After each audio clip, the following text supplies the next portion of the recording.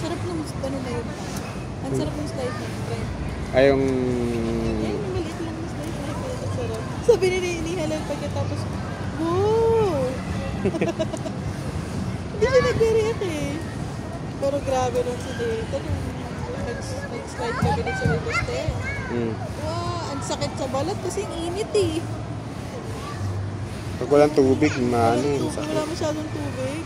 Yan, wala rin tubig yan eh. Wala naman, pero hindi naman siya ano kasi maliit. Tsaka maluwag yung slide eh. Hindi sasanggi dun sa balat, sa gilid mo sa balat. Doon kasi sumasanggi, yun yung mainit eh. Yung pag gumanon. Ah, mainit kasi talaga yung time na nagtuhan. Tsaka mataas kasi, di ba? May tubig naman siya, it's just that parang hindi lang enough. Ang ilalim siguro nito, semento. Sinemento nila, tapos tinabunan nila ng ano. Daming truck siguro siya. Hmm. Gamon truck siguro ito, tapos hinayaan lang yung tuwa naman.